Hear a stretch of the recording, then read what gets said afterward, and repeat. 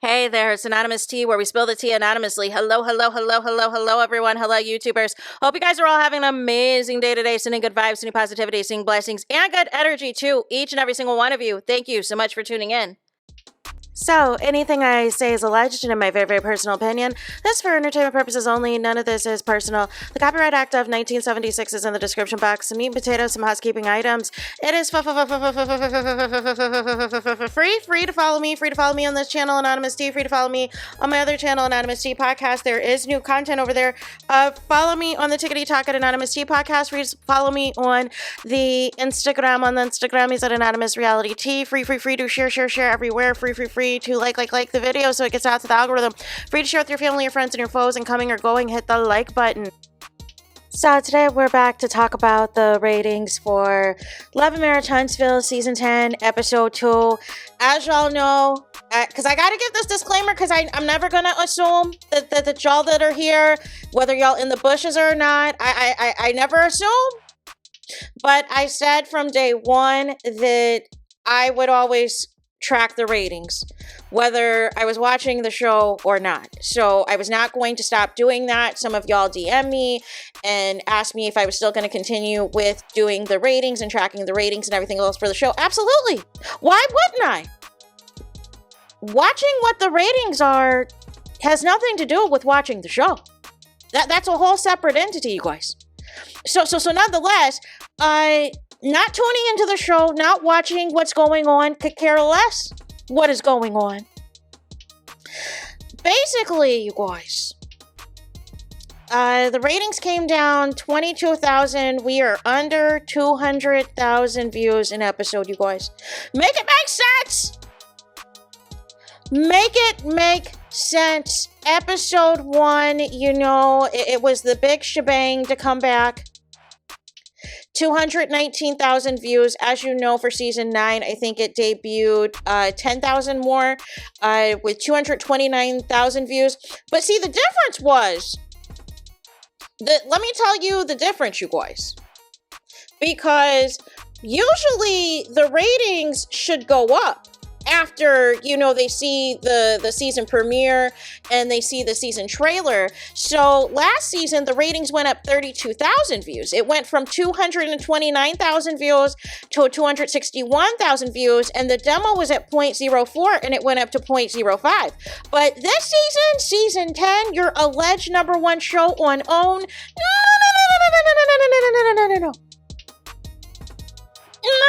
no. That is not the case for this show, you guys. In fact, it went under 200,000 views, which is insane. 197,000 views, and the demo is abysmal. 0.02. And listen, look at here. Cause shout out to TV Deeds and everything else. Listen, look at here, y'all. Y'all can blame it on whatever y'all want to blame it on. Like I said, the show hasn't changed. All they did was play musical chairs with the people and everything else. That there was nothing that changed about the show. That was nothing that was going to be new. There was nothing that was going to be exciting. It was just going to be plug and play with Carlos King's producing. Somebody else is going to be the main target that people attack all season. There's going to be a couple that is fighting all the time. There's going to be a couple where there's cheating allegations, Then there's a make-believe couple where they're trying to make fetch happen. Like what do you guys need to see at this point? What is there to tune in for? What is there to watch?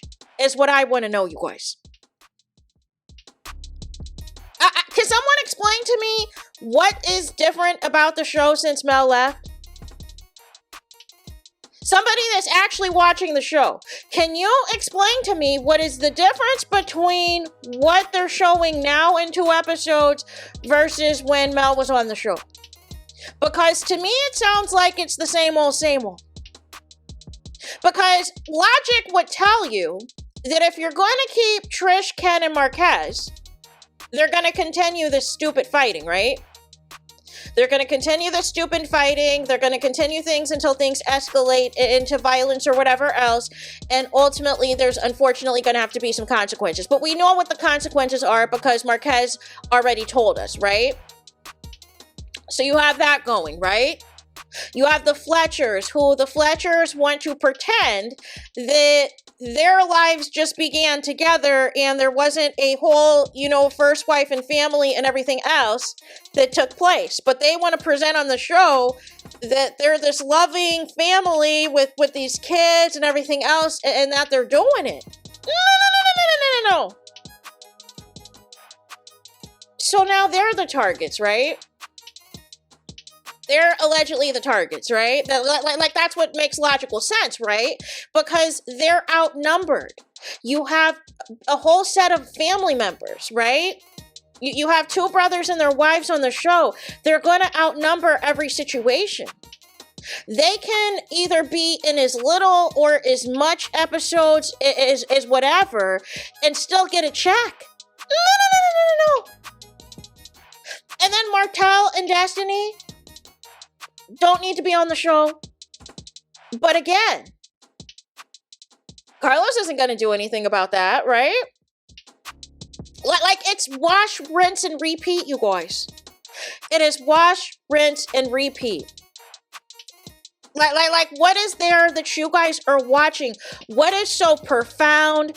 What is black excellence? What is it about the show? Because I don't think the show's going to be number one much longer. Because I believe Ready to Love is back, you guys. So I'm not seeing where they're going to continue to be the number one show. I don't think that's going to be the case much longer. I think Ready to Love, once the numbers come in for Ready to Love, I think they're going to be back to being the number one show. Like I'm here to tell you. Because 197,000 views isn't going to cut it, you guys. Isn't going to cut it. But to be honest with you, it needs to be even lower than that.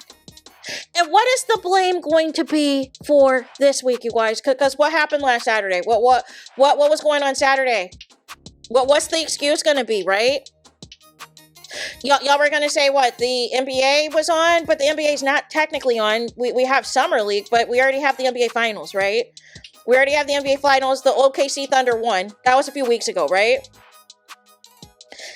You're going to blame Major League Baseball, but Major League Baseball, that's been in season. That's been in season, so you can't blame baseball. Football, well, we've had the NFL training camp, though. So that's not really something that is profound over the past couple of episodes. Like, what are we doing? So what else is there? Are you going to blame an award show? I don't believe there was any award shows. You can't blame Love Island. That was the number one show or whatever else. Love Island's over. Love Island USA ended a few weeks ago. So what is the excuse that Saturday night at 8 p.m. people are not watching the show? And y'all said that one person don't stop the show, one monkey don't stop the show, this and that. But y'all are underestimating the fact of people tuning out of the show completely. And the numbers free-falling. And now you're under 200,000. So how long before you get under 100,000? Like nobody cares about the recycled storylines is the whole point. But how can you alienate an entire fan base? How can you alienate supporters of this show and call them dumb, call them stupid, say that ratings don't matter, and all of these things, and expect to retain your audience? Why would you bite the fan that bite the fan? that is correct. Biting the fan that feeds you. That's gonna be y'all. That's gonna be the thumbnail. Biting the fan that feeds you. You got it. That is biting the fan that feeds you. You guys, make it make sense. Make it make sense, you guys. Because now all of a sudden, reality has set in. Mel is gone from the show, right? But everybody, again, trying to milk the newer people on the show so you can avoid talking about your real lives, and y'all regurgitating the same stuff over and over and over. Nobody cares. Trying to bring back old cast members or whatever else. Nobody cares. Nobody is tuning in. And y'all owe Mel an apology. Mel put in so much work promoting this daggone show, and there is zero promotion. Carlos did that press week that nobody's talking about.